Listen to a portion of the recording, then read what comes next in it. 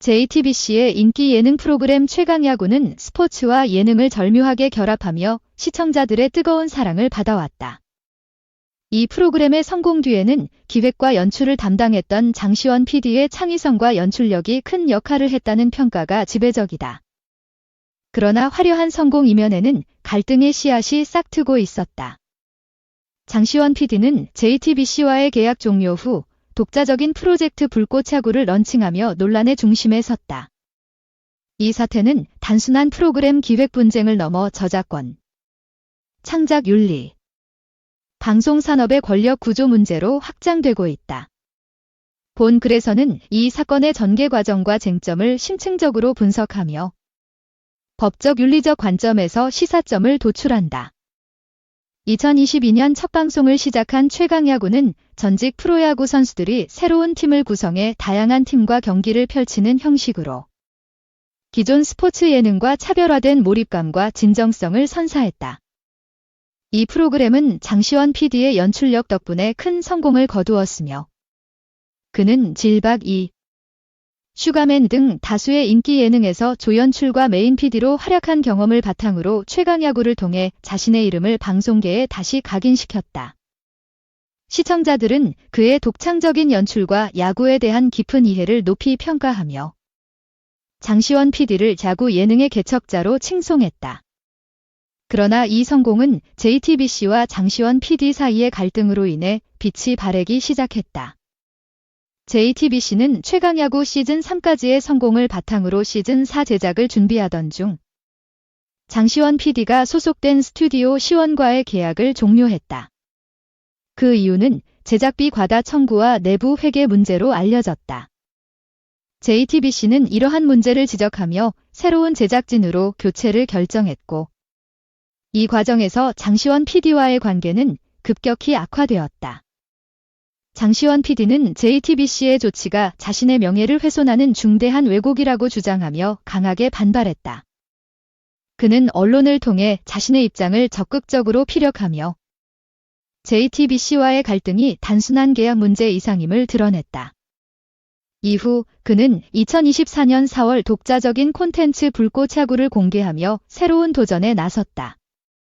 불꽃야구가 공개되자마자 시청자들 사이에서 최강야구와 너무 비슷하다는 반응이 쏟아졌다. 프로그램의 포맷, 출연진 구성, 연출 방식, 편집 스타일 등이 최강야구와 놀라울 정도로 유사했다. 이에 JTBC는 즉각 법적 대응에 나섰고 장시원 PD와 스튜디오 시원을 저작권법 위반 및 업무상 배임 혐의로 형사 고소했다. JTBC는 최강야구의 핵심 포맷과 시스템이 JTBC와의 공동개발 결과물이며 이를 장시원 PD가 무단으로 활용한 것은 명백한 저작권 침해라고 주장했다. 반면 장시원 PD는 아이디어는 저작권 보호 대상이 아니며 실제 저작물에 대한 권리는 스튜디오 시원에 있다고 반박했다. 그는 JTBC와의 계약이 단순히 영상물 납품 계약에 불과하며 포맷 자체에 대한 권리를 JTBC가 주장하는 것은 과도하다고 맞섰다. 대한민국 저작권법은 표현된 창작물에 한해 보호가 가능하며 단순한 아이디어나 콘셉트는 보호 대상이 아니라고 규정한다. 최강야구의 기본 포맷은 전직 프로야구 선수들이 팀을 구성해 경기를 치르고 이를 예능적 요소와 결합해 방송하는 구조로 스포츠 예능이라는 장르 내에서 비교적 일반적인 형식일 수 있다. 그러나 문제는 불꽃야구가 최강야구의 세부 구성, 출연진, 진행 방식, 내레이션 기법, 경기 편집 스타일 등에서 실질적 유사성을 보였다는 점이다. 업무법인촌의 이준영 변호사는 아이디어는 보호되지 않지만 표현 방식이 유사하거나 실질적 동일성이 있다면 저작권 침해로 판단될 가능성이 높다고 설명했다. 법조계에서는 이번 사건이 방송 포맷 저작권에 대한 새로운 기준을 세울 가능성이 높다고 보고 있다. 과거 유사한 사례가 드물기 때문에 이번 판결은 향후 방송계의 판례로 남을 수 있다. JTBC는 유튜브에 불꽃야구의 저작권 침해를 신고했고 이에 따라 불꽃야구 1화부터 5화까지가 비공개 처리되었다. 이는 사실상 JTBC의 손을 들어준 결과로 해석된다. 이에 장시원 PD와 스튜디오 시원은 창작자의 권리와 콘텐츠 자율성을 지켜야 한다며 강하게 반발했다. 그들은 시청자의 권익을 강조하며 여론전을 통해 지지를 얻으려 했다. 일부 시청자들은 청와대 국민청원 게시판에 저작권 침해 신고는 과하다는 내용의 청원을 올리며 동조하기도 했다. 그러나 일각에서는 이러한 감성적 접근이 사건의 본질을 흐릴 수 있다고 비판한다. 장시원 PD가 최강야구의 포맷을 거의 그대로 차용했으며 방송사 간의 질서를 무시했다는 점에서 도의적 책임이 크다는 지적이 나온다. 전문가들은 이번 논란에서 법적 가능성뿐 아니라 윤리적 적절성도 중요한 쟁점이라고 지적한다. 방송 프로그램의 성공은 PD 개인의 창의성뿐 아니라 스태프, 출연진, 방송사의 시스템이 함께 만든 결과다. 장시원 PD는 자신이 창작자라는 자의식을 강조하지만 방송계의 질서와 신뢰에는 다소 무신경한 태도를 보였다는 비판을 받는다. 예를 들어 김태호 PD나 나영석 PD처럼 방송사를 떠난 후에도 원래 포맷을 재사용하지 않은 사례와 비교되며 장시원 PD의 선택은 도의적 책임에서 벗어나기 어렵다는 평가다.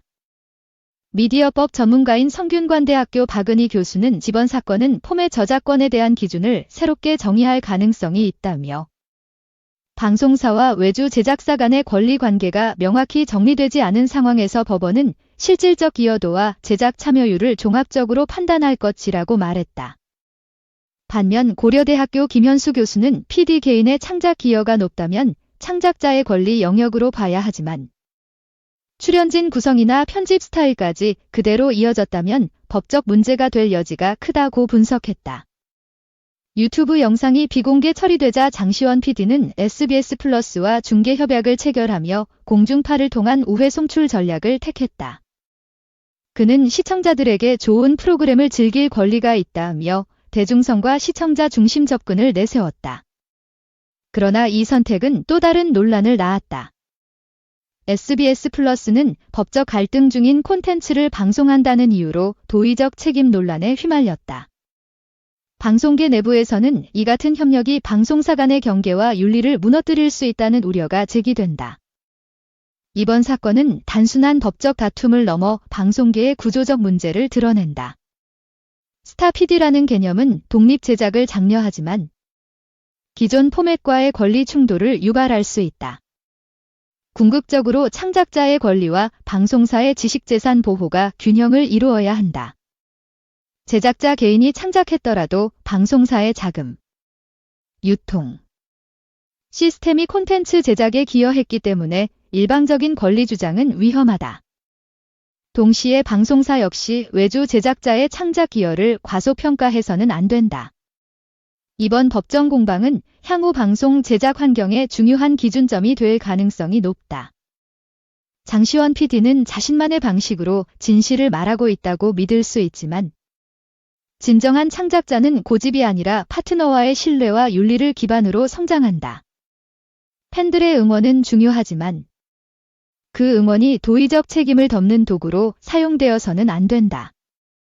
JTBC와 장시원 PD의 갈등은 이제 법원의 판단만을 남겨두고 있다. 이 판결은 방송 포맷의 소유권, 제작 윤리, 콘텐츠 재활용의 기준 등 다양한 논점을 정리하며 한국 방송계에 새로운 전례를 남길 것이다. 감정이 아닌 원칙과 상식에 기반한 해결이 필요한 시점이다. 이번 논쟁은 단순한 한 PD와 방송사 간의 갈등을 넘어 창작과 저작권의 경계, 방송계의 질서와 윤리를 재정립하는 계기가 될 것이다.